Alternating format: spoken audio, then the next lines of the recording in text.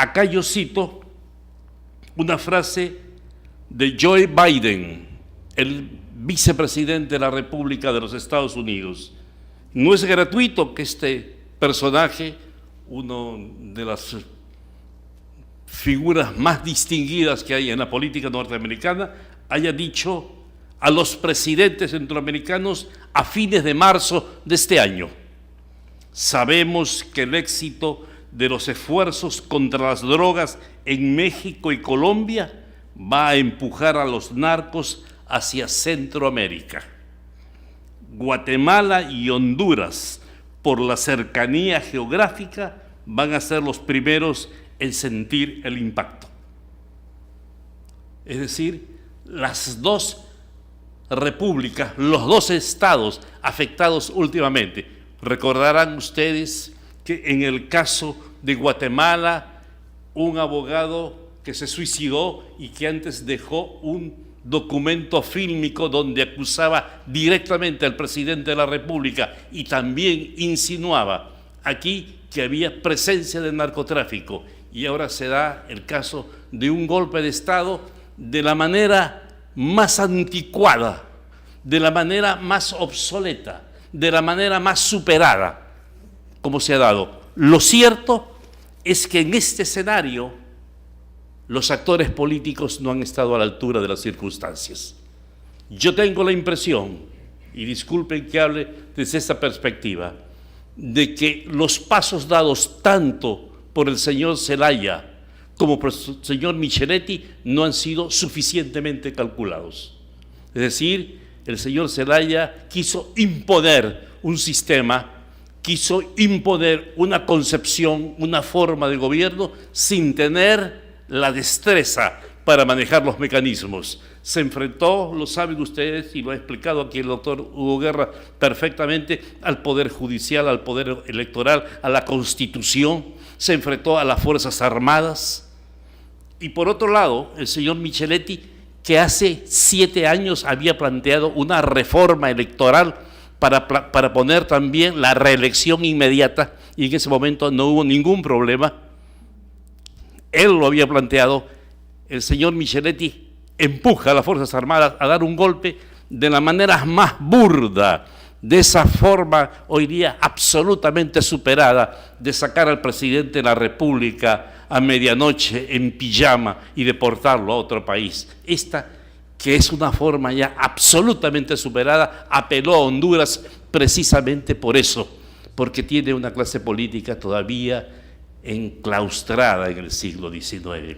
Pero yo también creo que aquí hay una lección, otra lección, la misma lección que podemos sacar de la Organización de Estados Americanos. Yo tengo la impresión, con la disculpa del embajador Sergio Caramaña, de que el señor Insulza no ha estado a la altura de las circunstancias. Yo tengo la impresión que el señor Insulza no ha tenido ni la tolerancia, ni la suficiente capacidad de ingeniería política para buscar fórmulas imaginativas de solución a este bloqueo diplomático que teníamos nosotros en Honduras y en el cual ha estado inmersa toda América Latina. Es decir, él ha estado 20 horas en Honduras y a las 20 horas se retiró y no planteó ni siquiera la posibilidad de abrir una mesa de diálogo o una mesa de negociación. Y creo que ha tenido que asumir esa responsabilidad Óscar Arias Sánchez, el premio Nobel de la Paz costarricense, que sí ha tenido una constancia, que sí ha tenido una tolerancia, que sí ha tenido una perseverancia buscando una solución a este embrollo. Situación que además en las últimas horas, como ustedes lo saben, la señora Hillary Clinton ha llamado por teléfono al señor Micheletti y lo ha presionado para que deponga su actitud y para que busque también él, con voluntad política, una fórmula de solución. La misma actitud que ha tenido la Unión Europea, que ha solicitado el congelamiento de unos fondos que, si mal no recuerdo, alcanzan a $67 millones para un país de situación bastante difícil económicamente como es Honduras. Yo les decía que estas lecciones son lecciones que nosotros tenemos que sacar de este golpe de Estado. Este golpe de Estado que parecía, yo lo dije, y ustedes disculpen que yo mismo me cite, en un artículo que parece que el señor Micheletti y el señor Zelaya no habían leído ni siquiera Curcio Malaparte, que más o menos da algunas lecciones sobre técnicas para dar un golpe de Estado. Parece que ellos también desconocían la existencia de estos libros y dieron un paso sin cálculo político, dieron un paso sin medida política, y hoy día han empantanado a su país, que en estos momentos está sufriendo un proceso de aislamiento como tal vez no conocía Honduras en muchos años. Y les digo, como no conocía Honduras, porque de los países centroamericanos, todos ellos han sufrido procesos revolucionarios, procesos violentistas o procesos guerrilleros, a excepción de Honduras. El único país que no ha sufrido un proceso revolucionario, un proceso violentista, y tal vez se deba a que la clase política, sobre todo la clase gobernante, todavía está anquilosada en el pasado, y su manejo es un manejo vertical e impositivo, y al cual desgraciadamente también tendríamos que decir que los grupos de los gobernados aceptan, y en ellos sí tal vez quiero pedirles a ustedes una disculpa bovidamente por utilizar el término, que es muy duro, aceptan bovidamente las normas, las instrucciones o las formas de ese manejo político. Yo creo que esto es un proceso en el cual también el caso de Honduras es un caso aislado, no es un caso normal. No podemos dejar de lado los actores extranjeros que están también jugando su rol y jugando su papel. No podemos nosotros negarlo, y yo no soy funcionario público, lo cual lo puedo decir abiertamente, que el señor Hugo Chávez está jugando su papel, está jugando su rol. La señora Hillary Clinton le ha pedido al señor Hugo Chávez que no intervenga en el caso de Honduras, porque podría entonces acercar una llama de fuego e incendiar todo este escenario. No olvidemos nosotros que cuando las tropas colombianas ingresaron en territorio ecuatoriano, recordarán ustedes, hace creo que 3 o 4 meses, y creo que mataron al señor Raúl Reyes, jefe o uno de los comandantes de la FARC, hubo una espiral violentista de tan rápido ascenso que nos sorprende y ha sorprendido a todos, que no habían pasado 14 horas y estaban los ejércitos de Colombia, los ejércitos de Ecuador y los ejércitos de Venezuela en la frontera. Y en esta escalada guerrera no se había apelado al Pacto de Bogotá, no se había apelado a la OEA, no se había apelado a la Organización de las Naciones Unidas. No habían pasado 14 horas y los ejércitos de los 3 países estaban ya en la frontera, lo cual también viene a nosotros a darnos una lección de que en lo sucesivo, mientras existan actores que estimulan o exacerban los ánimos, los pasos que se den en estos esquemas que están relacionados con la defensa o con la seguridad tienen que ser pasos muy medidos, muy serenos, muy tranquilos, muy calculados.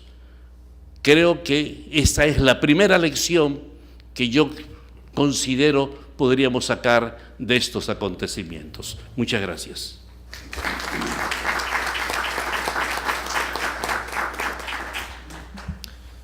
Muchas gracias al doctor Juan Belit. Quiero señalar que esta actividad va a contar con transmisión directa por el canal 7 por Radio Televisión Peruana. A continuación, las palabras del doctor Sergio Caramaña, representante de la OEA.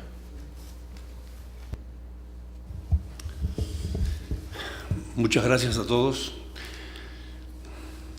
Un saludo muy especial a los a los hermanos peruanos, a los amigos de Perú, sobre todo porque estamos recién llegados a este país. Hace muy pocos días que estamos tratando de hacer pie aquí y tenemos que agradecer la enorme cordialidad, la amistad, las muestras de buenos anfitriones que son los peruanos, desde la llegada al aeropuerto hasta los trámites, las preguntas en la calle para orientarse en una dirección, la reunión con funcionarios.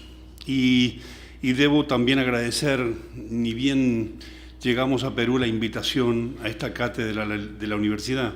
En eso es responsable el doctor Kunza, que me visitó en la oficina y nos invitó a esta cátedra.